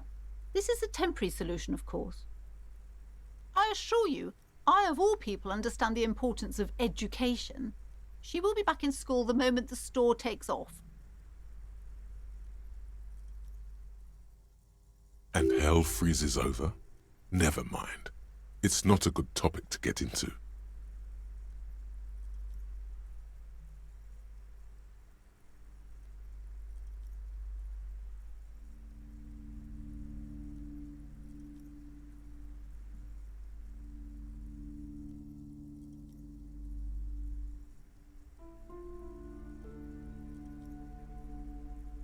The woman looks aloof, her features much softer.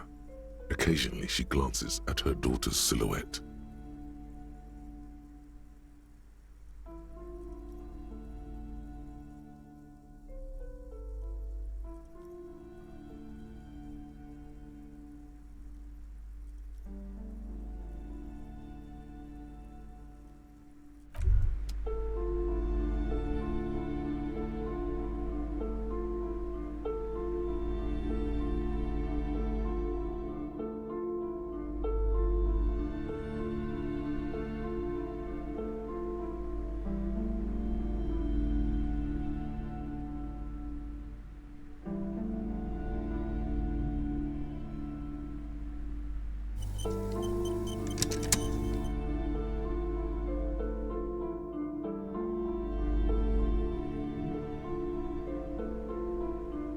Hello again, esteemed officer, and welcome to Crime, Romance, and Biographies of Famous People.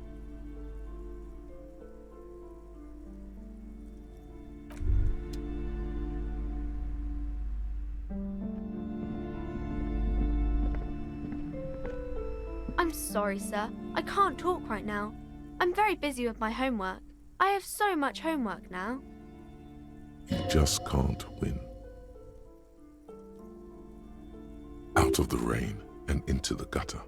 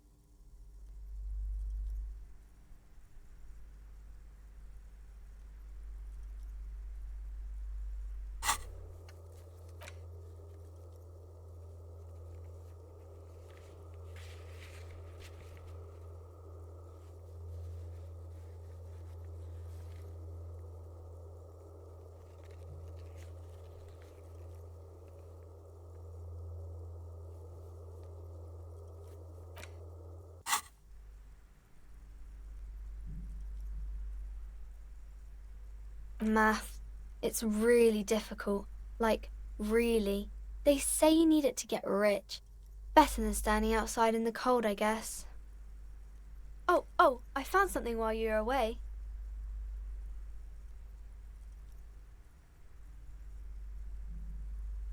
I thought this would fit you.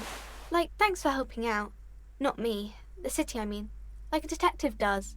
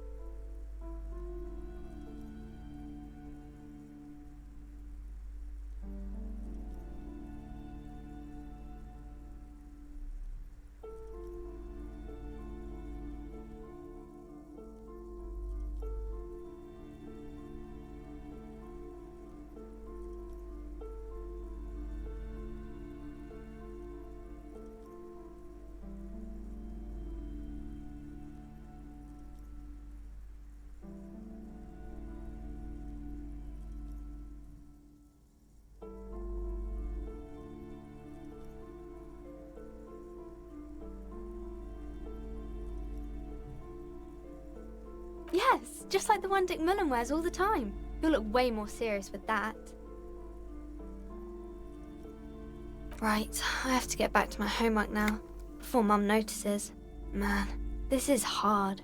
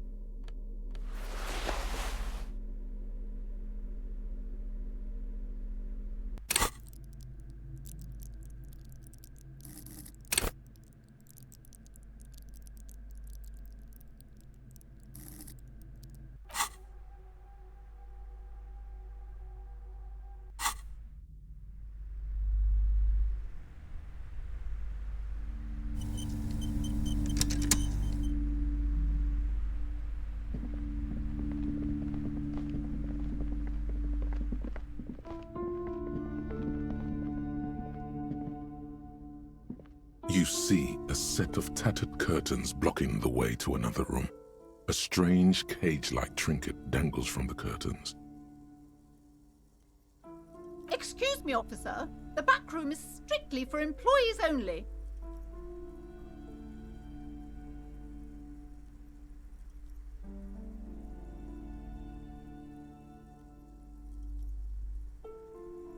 Nothing. Now please go back to browsing the books.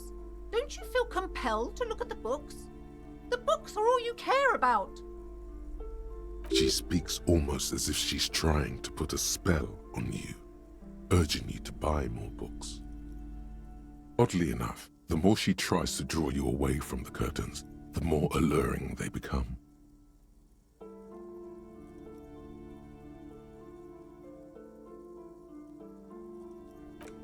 You see some kind of charm, an irregular polyhedron assembled from bones, sticks, and straw. Inside, a disturbing fish head with empty eye sockets stares at you. This is a traditional Seminese ward, meant to provide protection against ill luck, bad dreams, curses, and other supernatural scourges.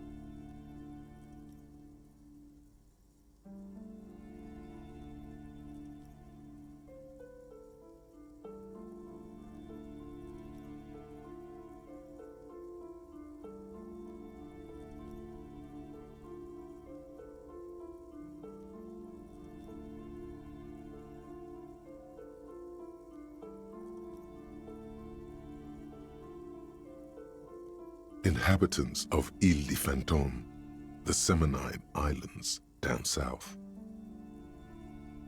Aside from poking at it suspiciously, there is nothing else to do with the fish head charm at this time. The curtains remain shut before you.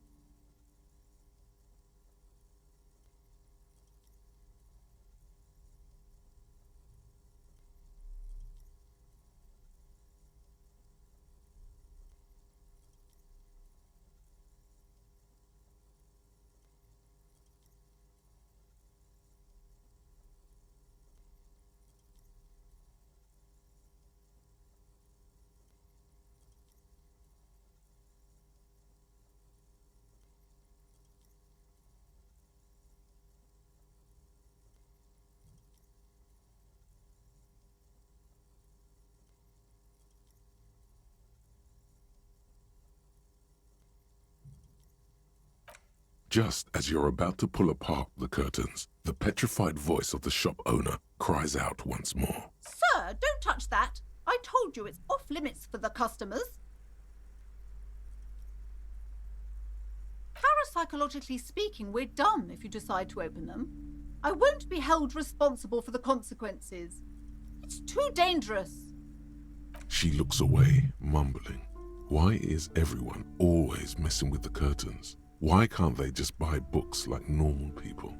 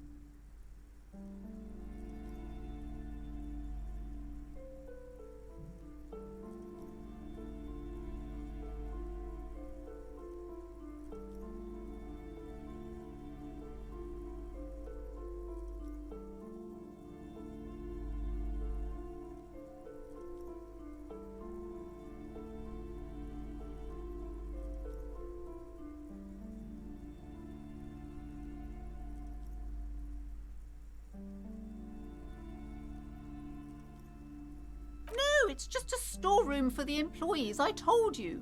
Now please step away from the curtains.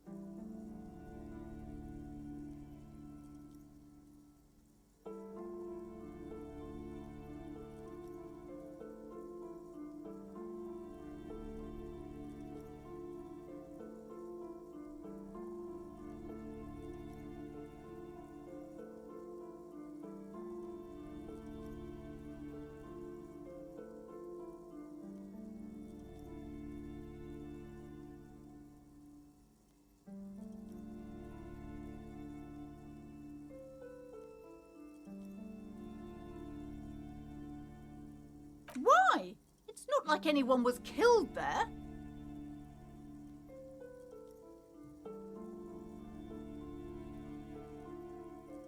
I am sorry. I don't mean to be so impolite. Just please don't go there.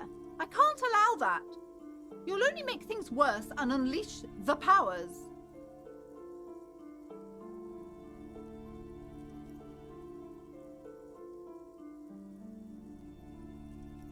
You do? My God, even more reasons not to mess with the curtains. Just step away, dear sir.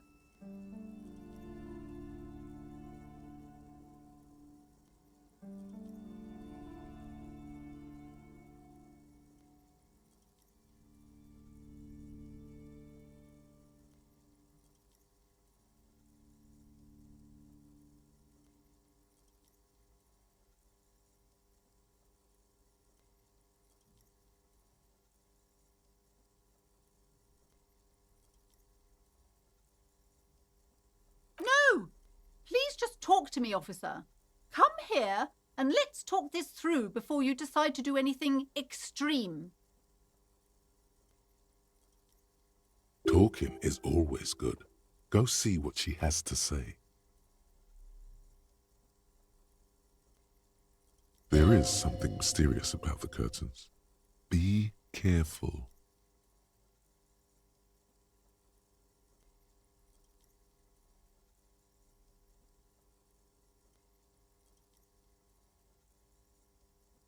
The curtains, tattered with age and covered in dust, hang before you, as if taunting you.